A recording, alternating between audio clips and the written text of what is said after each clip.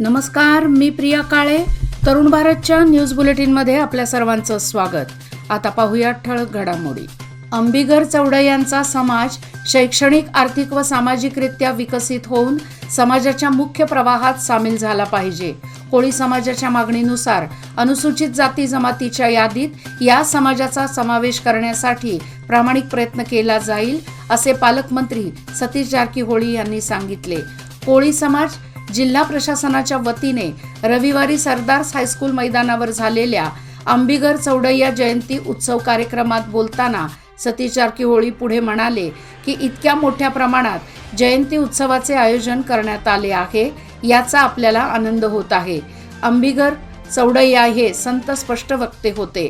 आमदार राजू सेठ यांच्या अध्यक्षतेखाली झालेल्या या कार्यक्रमात विधान परिषद सदस्य साबण्णा तळवार, कोळी समाजाचे जिल्हाध्यक्ष पत्रकार दिलीप कुरुंदवाडे, विधान परिषद सदस्य रविकुमार, अंबिगर चौडय्या नरसीपूर पीठाचे स्वामीजी, खासदार इराण्णा कडाडी, कित्तूरचे आमदार बाबासाहेब पाटील, जिल्हाधिकारी नितेश पाटील, पालिका आयुक्त अशोक दुडगुंटी, कन्नड व संस्कृती खात्याच्या विद्यावती भजंत्री आदींसह अनेक मान्यवर उपस्थित होते.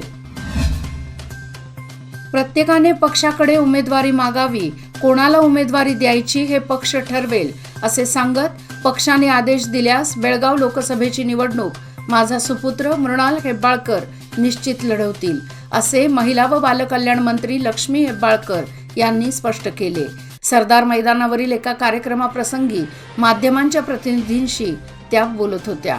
दुसरीकडे सार्वजनिक बांधकाम व जिल्हा पालकमंत्री सतीश जारकीहोळी म्हणाले की लोकसभा निवडणूक लढवण्यासाठी इच्छुक 2 उमेदवारांची नावे पुढे आली असून या संदर्भात पक्ष प्रमुख ठरवतील, त्यानुसार उमेदवारी जाहीर करण्यात येईल. जिल्हा काँग्रेसकडून तशी 2 नावे सुचवली आहेत, पण कोणाला उमेदवारी देणे हे वरिष्ठ नेत्यांवर अवलंबून आहे, त्यावरच अंतिम निर्णय येणे बाकी असल्याचे त्यांनी स्पष्ट केले. उसाने भरलेला ट्रॅक्टर पलटी झाल्याने 4 जणी महिला जागीच ठार झाल्याची घटना कागवाड तालुक्यातील शेडबाळ गावामध्ये घडली आहे. चंपा लक्कप्पा टक्कळकी वय वर्षे 45, भारती वड्डाळे वय वर्षे 30, मालू रावसा बैनापूर वय वर्षे 55 आणि शेकव्वा नरसप्पा सरसाई वय वर्षे 38 अशी मृतांची नावे असून कागवाड पोलीस स्थानकात या प्रकरणाची नोंद झाली आहे. योगी वेमन यांनी आपल्या वचन साहित्याच्या माध्यमातून दिलेला संदेश माणसाच्या परिपूर्ण जगण्याला स्फूर्ती देणारा आहे, असे प्रतिपादन जिल्हा पालकमंत्री सतीश जारकीहोळी यांनी केले. मुडलगी येथील बसव मंटप येथे तालुक्यातील रेड्डी समाजातर्फे आयोजित करण्यात आलेल्या वेमन यांच्या 612व्या जयंतीचे उद्घाटन करून ते बोलत होते. यावेळी मंत्री लक्ष्मी हेब्बाळकर, खासदार इराण्णा कडाडी, डॉक्टर गिरीश सोनवालकर आदींनी विचार व्यक्त केले. धारवाड कर्नाटक विद्यापीठाचे प्राध्यापक डॉक्टर अरविंद करबसन गौडर यांनी वेमन यांच्यावर व्याख्यान दिले. मार्कंडेय नदीत पोहण्यासाठी गेलेल्या युवकाचा पाण्यात बुडून मृत्यू झाल्याची दुर्दैवी घटना रविवारी दिनांक 4 रोजी दुपारी मण्णूर येथे घडली. आदित्य अनिल चौगुले वय वर्षे 21, राहणार छत्रपती शिवाजी चौक मण्णूर असे मृत्युमुखी पडलेल्या युवकाचे नाव आहे. याबाबत ग्रामस्थांकडून मिळालेल्या माहितीनुसार आदित्य हा रविवारी सुट्टी असल्याने नेहमीप्रमाणे आपल्या घरातील पाळीव कुत्रा घेऊन मार्कंडेय नदीकाठावर पोहण्यासाठी गेला होता. व्यवस्थित पोहता येत नसताना देखील तो पाण्यात उतरला व पाण्याच्या खोलीचा अंदाज न आल्याने त्याचा बुडून मृत्यू झाला. डॉक्टर श्री नानासाहेब धर्माधिकारी प्रतिष्ठान रेवदंडा अलिबाग महाराष्ट्र यांच्या वतीने रविवारी 4 फेब्रुवारीला कर्नाटक राज्यातील हुबळी शहरात महास्वच्छता अभियान राबवण्यात आले होते. या स्वच्छता अभियानात सुमारे 12,000हून अधिक सदस्य सहभागी झाले होते. निरूपणाच्या माध्यमातून उत्तम समाज घडवण्याचे काम करणाऱ्या डॉक्टर श्री नानासाहेब धर्माधिकारी प्रतिष्ठानचे अध्यक्ष आप्पासाहेब धर्माधिकारी व सचिनदादा धर्माधिकारी यांच्या मार्गदर्शनाखाली हे महास्वच्छता अभियान राबवण्यात आले. या कार्यक्रमाला होळीचे खासदार तथा केंद्रीय मंत्री प्रल्हाद जोशी, स्थानिक भाजप आमदार महेश तेंगिनकाय, महापौर वीणा भारद्वाज तसेच हुबळी शहरातील नगरसेवक, हुबळी धारवाड महानगरपालिकेचे अधिकारी व कर्मचारी उपस्थित होते. महाराष्ट्र, कर्नाटक व राज्यातील 22,000 सदस्यांनी संपूर्ण हुबळी शहरात स्वच्छता अभियान राबवले. शिक्षक मतदारसंघाच्या विकासासाठी मुख्यमंत्री सिद्धरामय्या यांचे सरकार प्रतिसाद देत आहे. या दृष्टीने सरकारी शाळा आदर्श शाळा निर्माण करण्यासाठी उद्दिष्ट ठेवण्यात आले आहे. सरकार यासाठी प्रामाणिक प्रयत्न करणार आहे, असे मंत्री सतीश जारकीहोळी यांनी सांगितले.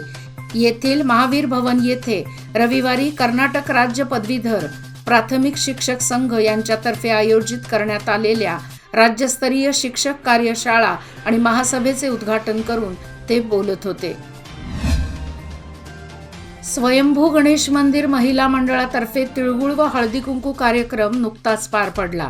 प्रमुख पाहुण्या म्हणून महापौर शोभा सोमनाचे, उपमहापौर रेश्मा पाटील, त्रिशल बागी उपस्थित होत्या. दीपप्रज्वलनाने कार्यक्रमाला सुरुवात झाली. सुधीर घोडगे यांनी परिचय करून दिला. प्रास्ताविक व स्वागत अध्यक्षा सुलभा भोसले यांनी केले. यावेळी महापौर म्हणाल्या, राष्ट्रीय एकात्मतेचे दर्शन घडवण्यासाठी महिलांनी संघटित होणे गरजेचे आहे. उपमहापौरांनीही आरोग्याची काळजी घेणे गरजेचे असल्याचे सांगितले. यावेळी सविता जोशीलकर, अनुराधा गवळी, रत्ना गवळी उपस्थित होत्या.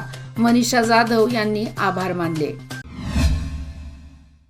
यंग बेलगाम फाउंडेशनच्या वतीने केएलई डॉक्टर प्रभाकर कोरे हॉस्पिटल आणि MRCच्या सहकार्याने रक्तदान शिबिराचे आयोजन करण्यात आले होते. या शिबिराला रक्तदात्यांचा उत्स्फूर्त प्रतिसाद लाभला. अद्वैत संजय चव्हाण पाटील या 20 वर्षाच्या तरुणाला शस्त्रक्रियेचा अवलंब न करता वाचवण्याच्या महत्त्वपूर्ण कार्य केल्याबद्दल डॉक्टर अभिषेक पाटील यांचा सत्कार करण्यात आला. शिबिरात एकूण 20 युनिट रक्तदान देण्यात आले. या प्रसंगी माजी महापौर विजय मोरे, डॉक्टर विठ्ठल माने, ॲलन मोरे व इतर उपस्थित होते.